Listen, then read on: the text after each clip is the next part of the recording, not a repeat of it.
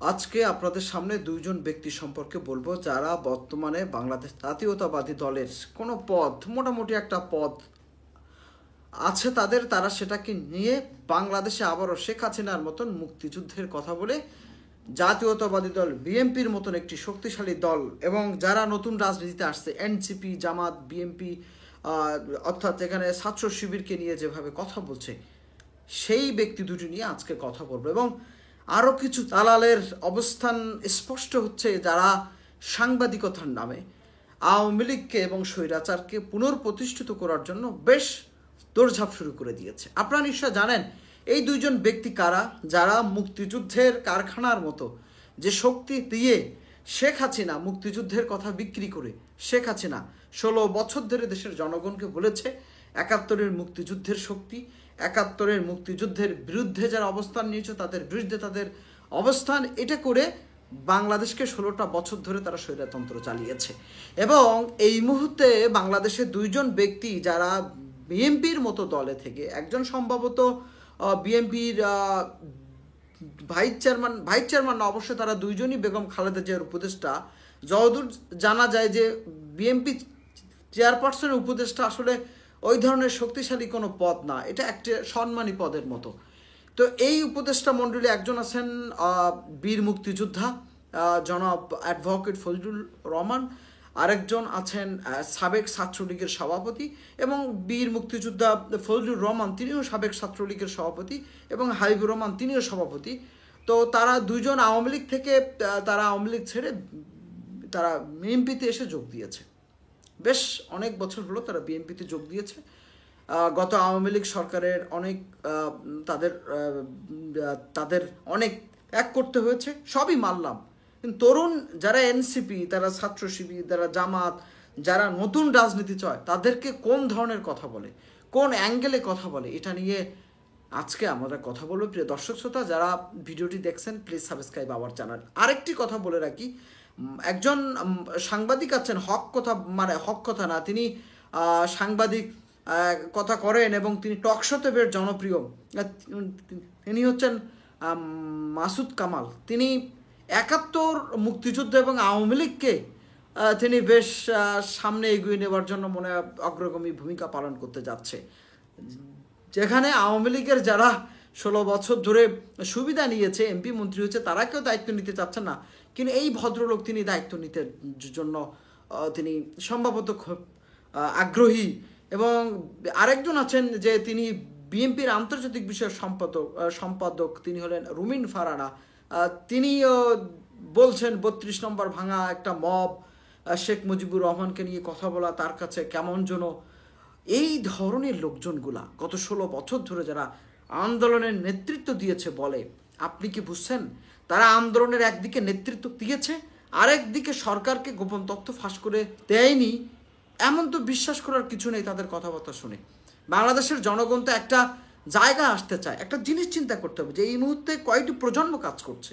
এখন তরুণ প্রজন্ম কেন তারা আওয়ামী লীগের বিরুদ্ধে যে এত বড় সংগ্রাম করলো, এর তো একটা কারণ আছে, তাই না? আওয়ামী লীগ সব জায়গায় এক ধরনের বৈষম্য রেখেছিল। তারা স্কুল কলেজগুলোতে সব জায়গায় সমস্ত শ্রেণীতে একটা বৈষম্য রেখেছিল। সেই বৈষম্যটাকে জনগণ মেনে নেয়নি। এখন যারা রাজনীতিতে আসতে চাচ্ছেন, যারা আগামীতে ক্ষমতা নেবেন, জানেন যে সিলেটে যে তাফলংয়ের পাথর নাকি কোনো এক রাজনীতিবিদের দলের লোকজনেরা প্রায় 200 কোটি টাকার যে দাম সেটাকে লোপট করে নিয়েছে। এই জনগণ তো এই মুক্তিযুদ্ধ করেনি, সেকেন্ড মুক্তিযুদ্ধ যেটা আমরা বলি, যে সেকেন্ড যে যুদ্ধ করা হয়েছে একটা বৈষম্যের বিরুদ্ধে, একটা সন্ত্রাসের বিরুদ্ধে, একটা জগদ্দার পাথরের বিরুদ্ধে, একটা স্বৈরতন্ত্রের বিরুদ্ধে। সেই জনগণ কি নতুন করে আবার যারা এই যে বিভিন্ন রকমের মুক্তিযুদ্ধ অমুক তুমুক করে করে করে করে দেশের জনগণের মধ্যে এক ধরনের তিতিক্ষা শুরু করে দিয়েছে। মানুষ এখন এটাকে নিয়ে হাস্যোজ্জ্বল করে। টকশোতে গেলেই, টকশোতের কোনো ভিডিও প্রোগ্রাম দেখলেই তারা এনসিপিকে গালি দিচ্ছে, তারা অন্য অন্য রাজনীতিবিদদের গালি দিচ্ছে। কেন? শেখ হাসিনা ঠিক এই কাজটি করেছিল। শেখ হাসিনা মনে করেছিল সবাইকে আওয়ামী লীগ করতে হবে। হাবিবুর রহমান তিনি একটি তার এলাকার একটা জায়গায় তিনি বলেছেন যে জামাত বিএনপিকে ছাড়া ভোট দিয়ে জামাতের কোনো লোক কি এত সহজে আসতে পারবে? কেন এই ধরনের স্বৈরতন্ত্রের মন মানসিকতা কেন? আপনি সাবেক ছাত্রলীগ সভাপতি, আপনাকে যদি বলা হয় যে আপনার সময়ের যে অঘটনগুলো ঘটেছে তার জন্য আপনাকে দোষারোপ করা হবে, আপনি কি সেটা এড়িয়ে যেতে পারবেন? আর বাংলাদেশে কি আওয়ামী লীগ বিএনপির বাইরে কেউ রাজনীতি করতে পারবে না? জামাতের বাইরে কি কেউ রাজনীতি করতে পারবে না? অন্য কোনো মতাদর্শের বাইরে কেউ কাজ করতে পারবে না? যখনই কেউ ইসলামী মূল্যবোধ বা জাতীয় মূল্যবোধের পক্ষে কথা বলে, তখন এই আওয়ামী লীগের যারা সাবেক এবং যারা মোটামুটি ওই সাবেকের নাম করে বিভিন্ন দলে যারা আছেন তাদের গায়ে জ্বালা পড়ে যায়। বাংলাদেশের এই জনগণ এই প্রত্যাশা করে না। আগামীর বাংলাদেশ হবে আমাদের মতন তরুণদের বাংলাদেশ। আগামীর বাংলাদেশ হবে আবারও তরুণদের বাংলাদেশ। আপনি যদি আবারও এই ধরনের মুক্তিযুদ্ধের কথা এনে এই কারখানা তৈরি করে সবাইকে একই পাল্লায় মাপ দেন, বাংলাদেশের জনগণ এটাকে এস্টাবলিশ করতে দেবে না। বাংলাদেশের জনগণ জানে কোথায় কোন জায়গায় কোন জিনিস দরকার। 16 বছর ধরে জনগণ যে গুমড়ে থাকা ক্ষোভ, কোটি জনতা ঢাকার বুকে গণ অভ্যুত্থান করেছে, শুধু ঢাকা নয় সারা বাংলাদেশের অলিতে গলিতে কোথাও কোনো পুলিশ আওয়ামী লীগের দোষরদের খুঁজে পাওয়া যায় নাই, তারা আত্মগোপনে গিয়েছে।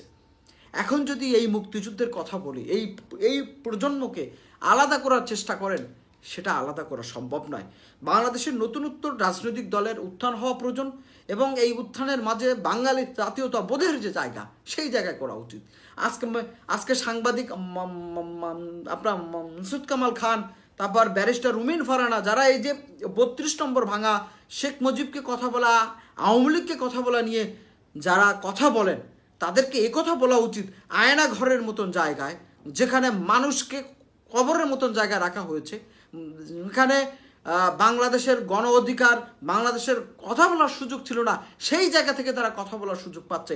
সেখান থেকে তারা এই শিক্ষা না নেয়, তাহলে আগামী প্রজন্ম তাদের জন্য কী দিবে?